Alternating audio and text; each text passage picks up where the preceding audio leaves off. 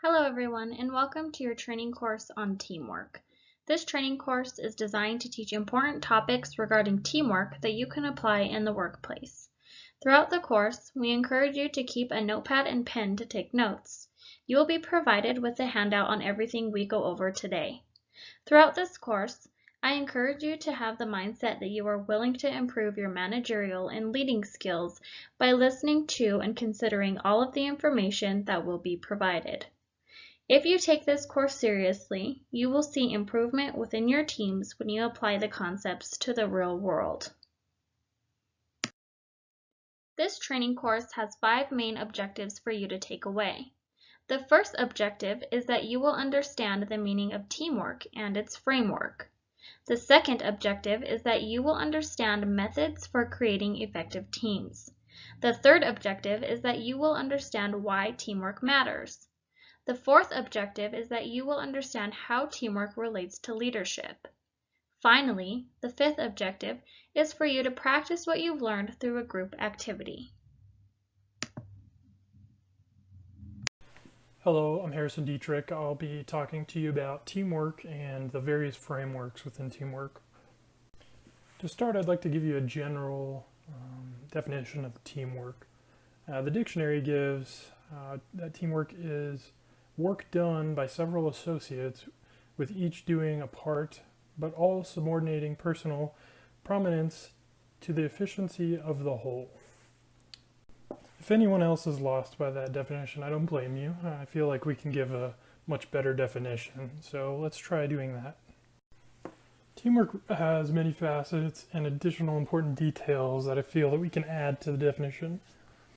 So teamwork is really the effort put forth by 2 or more individuals into a task or a group of tasks on a project or any kind of effort.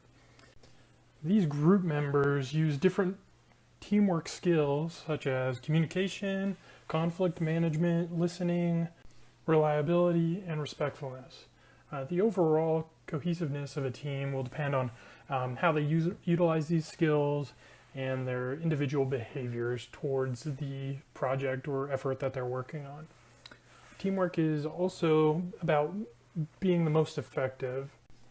This can be done by leveraging individual skills, such as assigning certain tasks based on skill strengths of the group members. Teamwork will produce an outcome which can then be analyzed for overall team performance. And I'd like to note that everyone may have their own definition of teamwork. We've all worked in teams, whether good or bad, and everyone has their own definition of a good team, a bad team, and the teamwork that goes into those. So now that we have an understanding of what teamwork is, I'd like to discuss its frameworks. Over the years, different frameworks for teamwork have been developed. We will be discussing several frameworks today. To start, we'll talk about input, process, output, or IPO frameworks. There are several IPO frameworks such as team effectiveness model and input mediator outcome input model. Whew, that one's a mouthful. I'll try to say that one 5 times fast. The next will be typology framework. Then we'll move to multi-team systems, or MTS. The next we'll do is shared mental models, which there are sub-models of team-related mental models and task-related mental models. Finally, we'll be finishing up with people, technology, process. Now we can really dive into the frameworks. To start, we really have to start with input, process, output, or the IPO framework.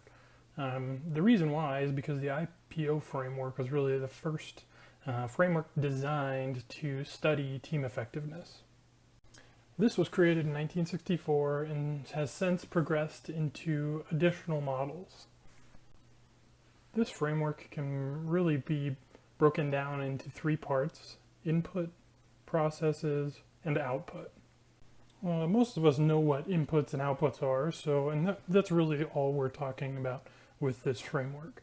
For inputs, we're discussing the individual characteristics and resources at 3 different levels: individual, team, and organizational inputs.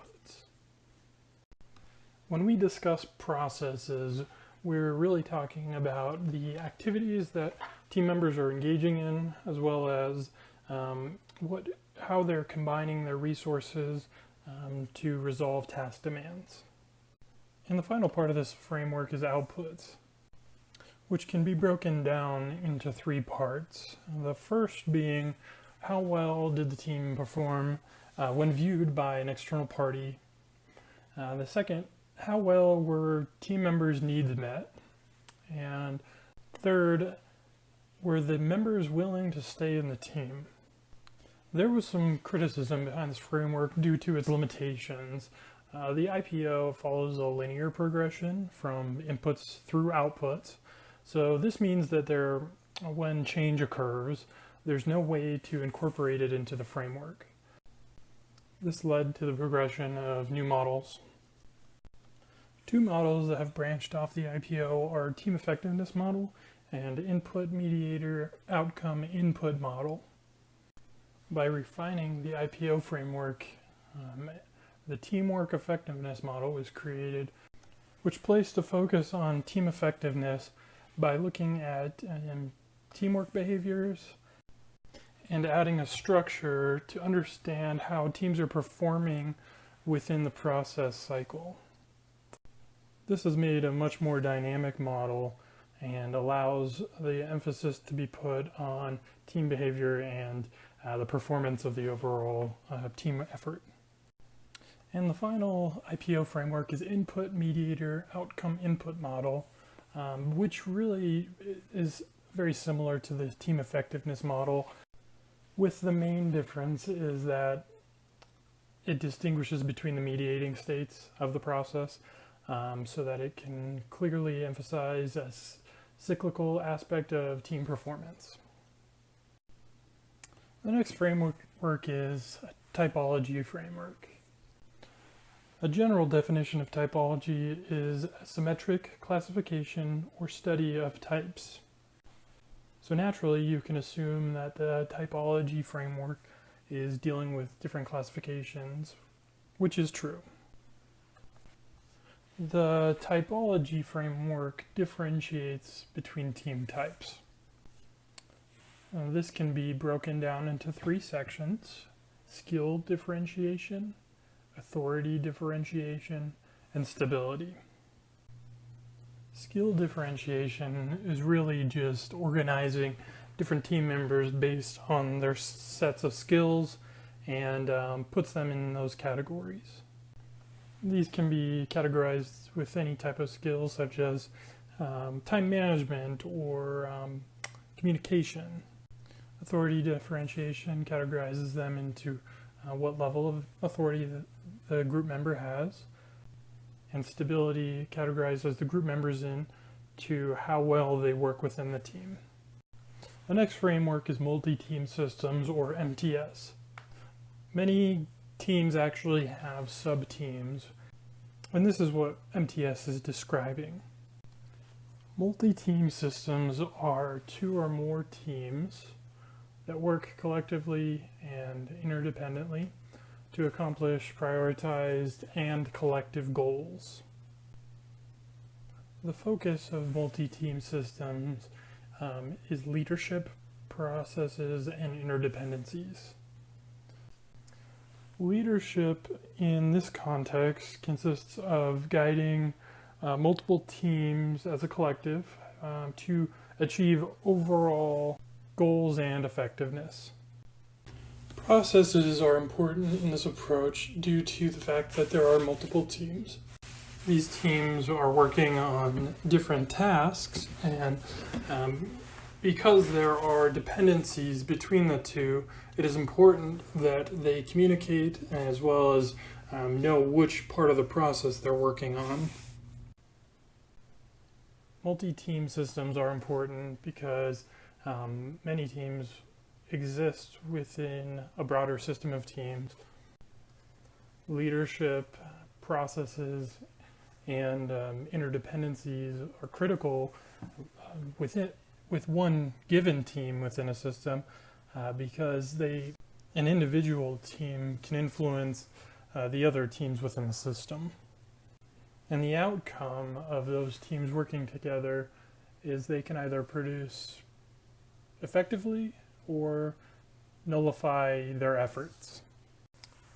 The next framework I'd like to discuss is shared mental models.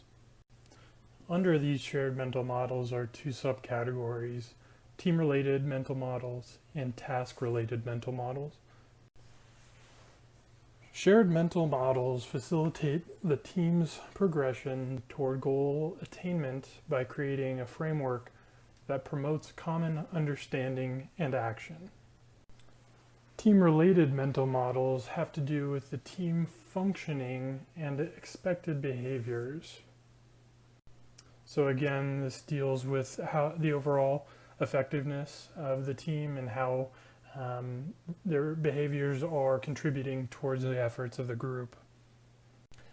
Task-related mental models contain information regarding the materials needed for the task or the manner in which the equipment is used.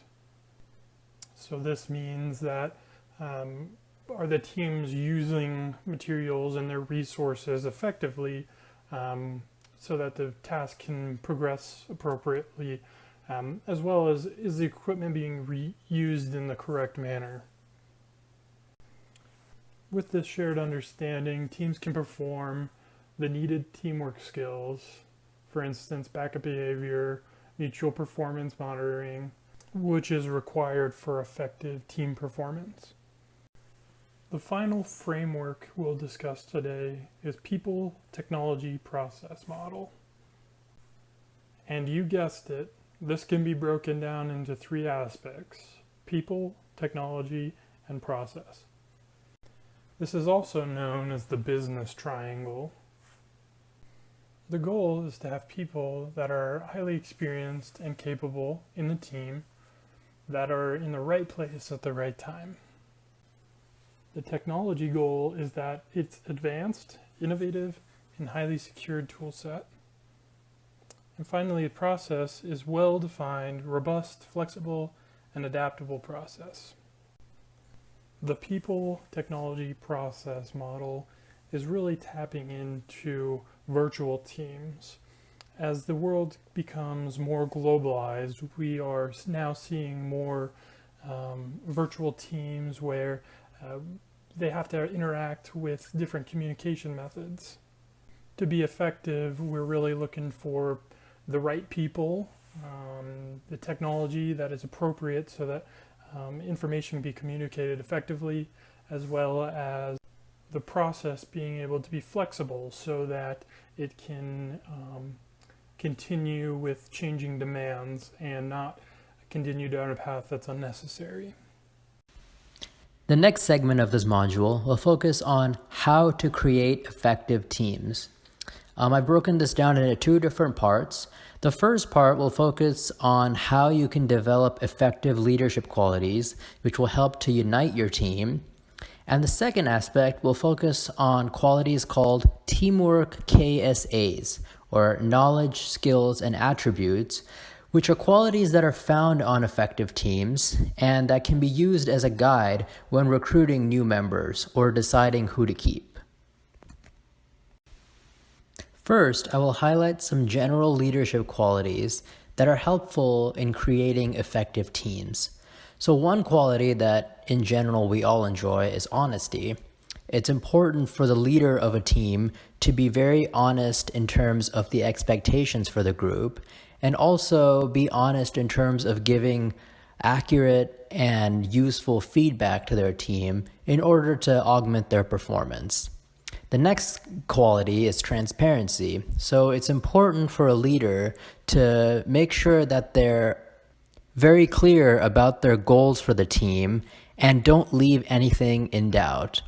In addition, it can also be helpful if a leader is able to state the things that they're good at and the things that they're not good at. And it's okay for a leader to admit that there's some things that they can't take care of themselves, because I believe that this shows humility and it makes them more approachable to their teammates. The final trait that I'll talk about here is reliability. So that means that you're a person of your word, and that whenever you state that you will do something, you actually do it and lead by example. And all these qualities together are important so that you can acquire the respect from your teammates, because a team can easily fall apart if the teammates don't believe in the values of the leader and feel like they're being strung along. A successful leader will have the respect of their teammates such that even when they're gone, the work will carry on as usual. Next, I will go over how you can develop productive relationships with your fellow team members. I think it's important to get to really know your team members in both formal and informal settings. I'm a big fan of having open workspaces at the workplace because I feel that this facilitates a sense of collaboration. People aren't closed off from each other, and hopefully it'll bring better communication, and from that people will get to know each other a little bit better in terms of how they work. In addition, I feel that as a leader, it's really important for you to facilitate a means for people to get to know each other outside of the workplace.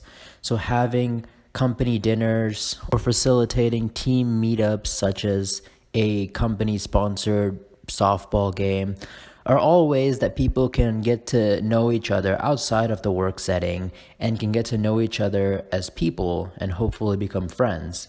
Because it's a lot easier to work with people who you enjoy and look at more as friends rather than simple acquaintances. In addition, if employees get to know you outside of the workplace, they'll come to see you as more of a friend rather than someone who's watching over them.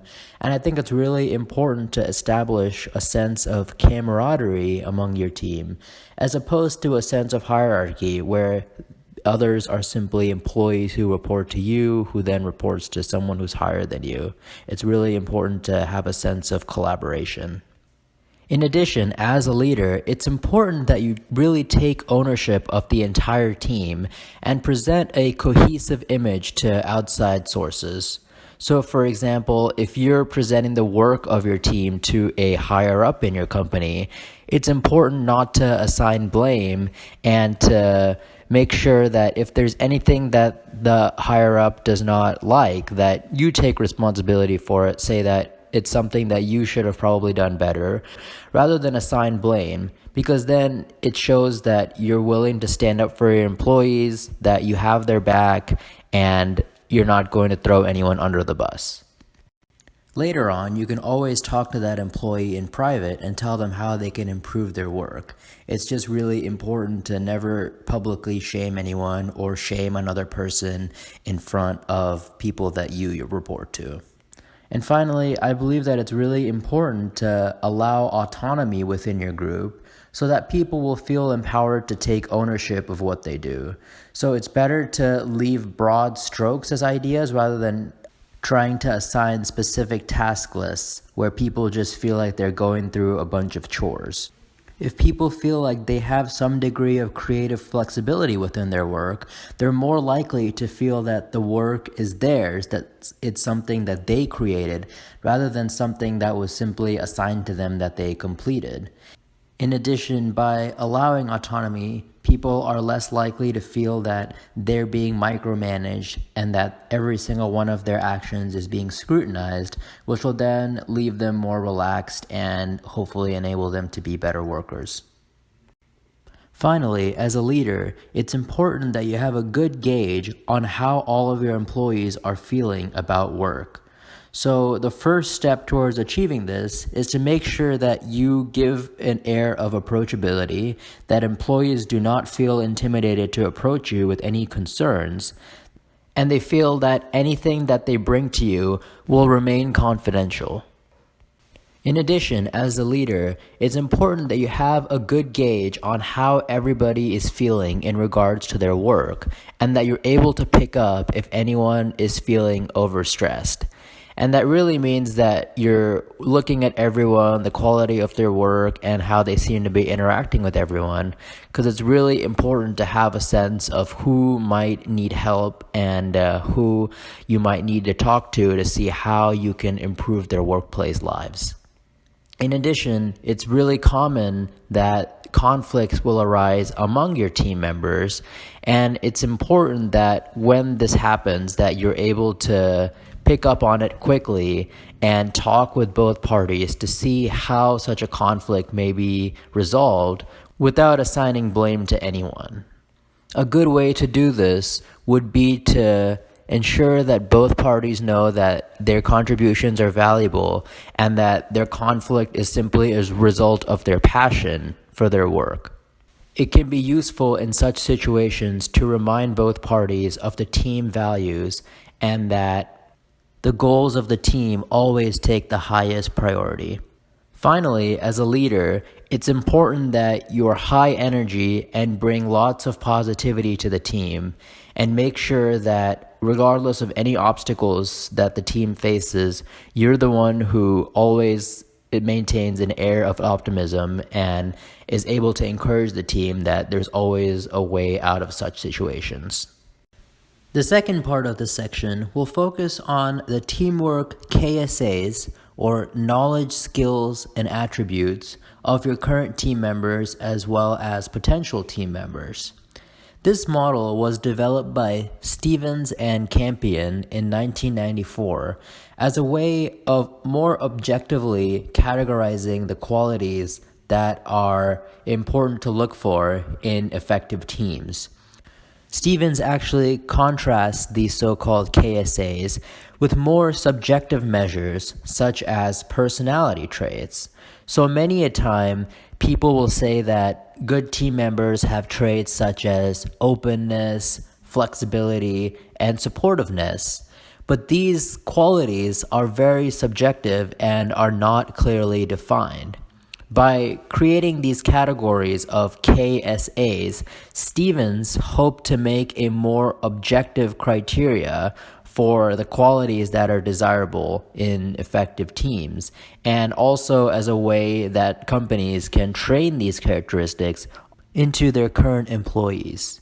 In fact, these KSAs are increasingly being used in promotions decisions as well as hiring decisions. Stevens categorized these KSAs into two different categories called interpersonal KSAs and self-management KSAs, which I will now talk about. Interpersonal KSAs can be divided into three different categories: conflict resolution KSAs, collaborative problem-solving KSAs, and communication KSAs. Conflict resolution KSAs involve the ability to effectively manage and resolve conflicts on an individual level when they inevitably arise. Now, it's important to recognize that not all conflict is bad, and as a matter of fact, conflict, when it's contained, should be thought of as an opportunity to bring different perspectives on the table, as well as different possibilities, which will hopefully spur creativity. However, it's important to only encourage productive conflict and discourage undesirable conflict, such as blaming, which can quickly get contentious and create negative attitudes within the workplace. So an example of positive conflict would be constructive criticism, which will give good feedback to individuals so that they can improve their work. The next category of interpersonal KSAs are collaborative problem-solving KSAs, which involve the ability to encourage active participation from all team members in order to obtain various perspectives and increase the likelihood of selecting the best option. Many a time, the solution to a problem will only have one solution, and by bringing different perspectives to the table, the team will increase the chance of selecting the best option. A good leader is able to encourage active participation from all team members, because in every team, there will inevitably be people who are less vocal than others. During meetings, individuals with good collaborative problem-solving KSAs will be able to recognize when they've been talking for too long and will take the steps to encourage participation from everyone. The final category of interpersonal KSAs are communication KSAs, which involve the ability to communicate in an open and supportive manner in a hopefully decentralized platform. So this means that workplaces are kept very open, that individual parties aren't separated from the group, and that meetings are conducted in such a fashion where everyone has an opportunity to communicate their perspective. In addition, a team member with good communication KSAs is also able to be a good listener and to listen actively as well as in a non-judgmental fashion. The next big category of teamwork KSAs are self-management KSAs, which can be broken up into two different parts: goal setting and performance management KSAs, and planning and task coordination KSAs. Goal setting and performance management KSAs involve the ability to set challenging yet attainable, specific, and collaborative team goals. So, great goals are challenging where they encourage participation from everyone and require everyone's contribution, but are not unattainable. When setting these goals, it's important that they are based on a consensus opinion and that no one feels overwhelmed by what is required of the task. The leader of the group also has a responsibility to set ground rules which will be rooted within team values, and these ground rules will serve as a way to guide goal setting.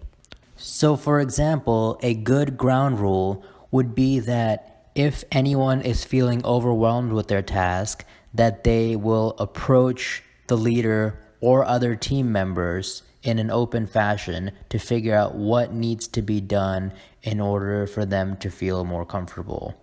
In this way, there's no discontent that is created and any issues are sorted out early on.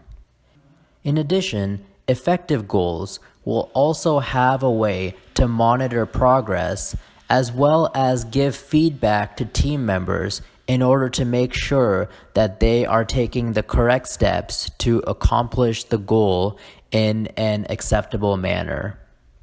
This feedback can either be given by the leader or by other team members who are able to give feedback in a non-judgmental fashion. Planning and task coordination KSAs involve the ability to coordinate and synchronize tasks among different team members. Effective team members are always aware of their roles within the team and are able to coordinate their tasks with others so that tasks are completed in a timely fashion and that no task overlaps between two individuals. So now to tie everything together, how can you utilize KSAs in creating an effective team? So a good first step will be to look for these teamwork KSAs in potential hires as opposed to more subjective personality traits. A good way to look for these KSAs could be by administering the Teamwork KSA test to potential hires. A few questions from this test are shown at the right, and they are a way to more objectively measure desirable qualities of a potential team member. It can also be useful to implement team building activities which will help to build these teamwork KSAs into your current team members. As a matter of fact, any job training should have activities which will help to build teamwork KSAs into new team members off the get-go.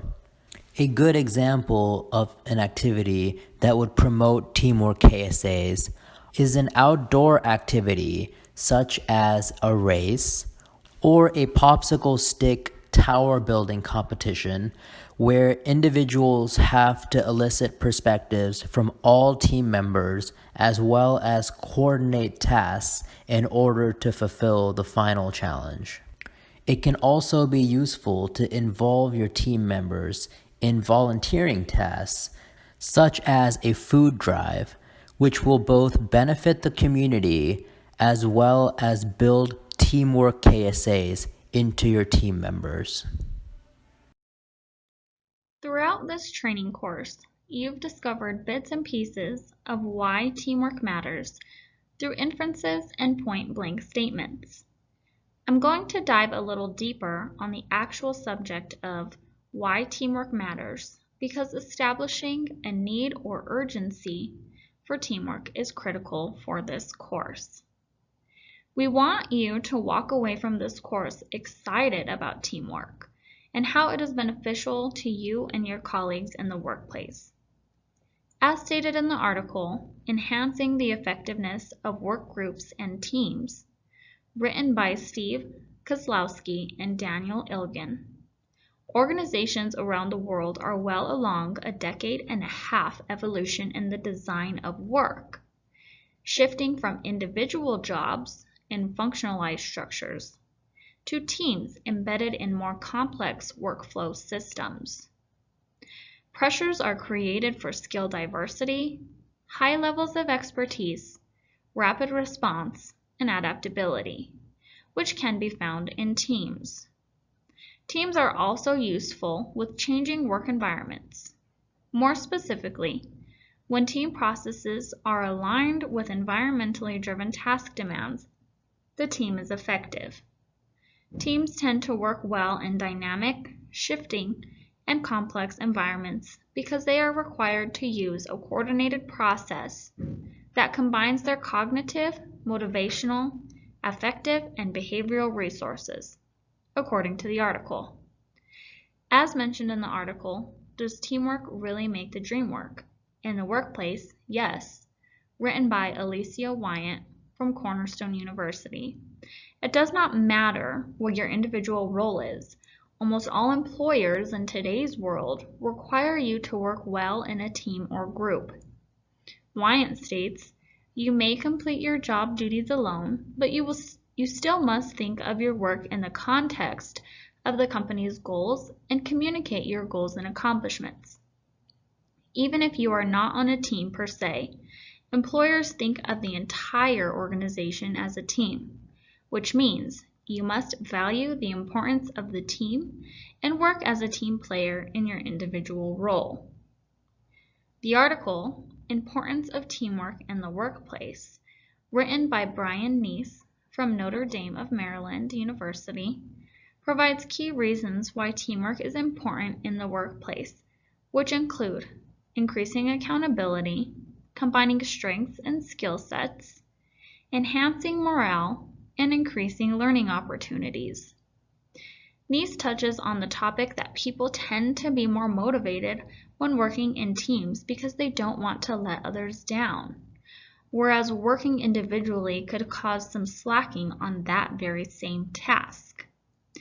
Neese believes that the workplace will thrive if people with different strengths come together to complete a project or face a challenging task. Optimization of individual team members' strength utilization is a key concept in this idea. Since being in a team provides a sense of belonging, Neese touches on the point that team members' morale and engagement will increase with a sense of appreciation. Lastly, teamwork is important in terms of improving employees' skills, efficiencies, and ability to work with others, which are clear needs in the workplace. As Neese explains, the learning opportunities presented from others by working in teams will promote valuable practice of foreign skills that other members carry. Theodore Henderson's article, Leadership and Teamwork, The Secret Sauce to Business Success, published on the Forbes website, illustrates how a good leader in his or her leadership role influences a good team overall. As quoted by Henderson, strong, dominant team effort is facilitated by a leader who has a clear direction and the capacity to influence his or her team to work toward the realization of a vision. Such a leader should not be afraid of having topic-sensitive conversations with colleagues and acts as a motivational role for each individual member of the team to strive for self-investment and self-improvement. To build on the idea of influence between leadership and teamwork, it is important to know what teamwork is and what leadership is in order to understand the relationship between the two. In the article, What is the Difference Between Leadership and Teamwork?, written by Neil Kokemuller from AZ Central, Kokemuller states that leadership typically relates to the abilities of an individual to inspire, direct, and set the example for others to follow. Successful business organizations rely on impacting leaders who formulate visions and then guide others in accomplishing tasks that contribute toward realization of that vision and accomplishment of goals. Kokemuller explains how a primary function of leadership is motivation. More specifically, leadership allows for motivation to produce team synergy, which is desirable in the work environment. As stated before, the belief is that teams or groups will achieve more than individuals on their own, which is why synergy is important. Granted, this idea may be situational, but for the sake of understanding how teamwork relates to leadership, it is necessary. Lastly, Kokemuller touches on the fact that while leadership is about guiding others, teamwork is about fulfilling one's formal and informal commitments toward team objectives. At this time in the training course, I want you to get into your department groups. So everyone in HR will be in a group, everyone in sales will be in a group, and so forth. Now, since you are all either managers or high potential employees, designate one person to be the team lead. This person will act as the manager and present the findings at the end of the activity. In each group, one person needs to work alone on the same scenarios and not consult with the team whatsoever. You will have 20 minutes to read and discuss the two scenarios provided on the board. Then, the team leads and the individuals will present their findings. We will then have a discussion on the different solutions presented by the individuals and the solutions presented by the teams. After the group activity is completed, I strongly encourage you to think about all of the topics we discussed today and try to apply them in your workplace. We want to take the time to thank everyone for joining our training course on teamwork. We strongly encourage you all to review today's material and key concepts and try to apply them to your specific positions in the workplace. We have provided a handout for everyone so that you can have a quick summary of this course readily available whenever needed. Now, I know that not everyone here is a manager. However, if you are a high potential employee, you are in this class for a reason. We highly recommend that you take what you've learned in this course seriously so that you can fulfill your full potential. One thing we ask of you all today is if you are currently on a team in your workplace, think about some of the weaknesses, challenges, and setbacks your team has. Go home tonight and prepare an analysis of what areas in your team need improvement or are just not working out. On your analysis, include possible solutions and review every person's strengths on that team. Tomorrow, when you come into work, I encourage you to have a meeting with your team to discuss your findings and develop solutions so that you can develop a more effective team. Again, thank you all for attending our training course and have a great evening.